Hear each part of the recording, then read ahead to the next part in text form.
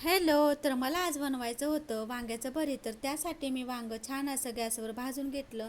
नंतर वांगं भाजल्यानंतर पातेल्यामध्ये तेल असं गरम करून घेतलं आणि त्याच्यामध्ये टाकला कढीपत्ता.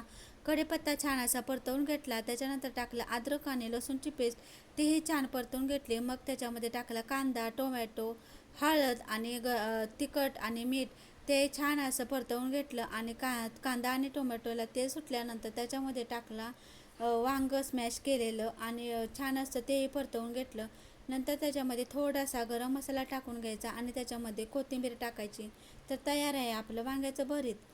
तर आज खूप वर्षांनी मी हाताला अशी मेहंदी लावली होती. तर आपल्या रोजच्या कामामध्ये आणि मुलं लहान असतील तर मेहंदी लावायला काही शक्य होत नाही. तर वेदूला असं व्हिडिओमध्ये मध्ये मध्ये यायचं असतं आणि त्याच्यासोबत मेलिसालाही यायचं असतं. तर आज खूप वर्षाने मी हाताला मेहंदी लावली होती तर मला खूपच छान वाटत होतं.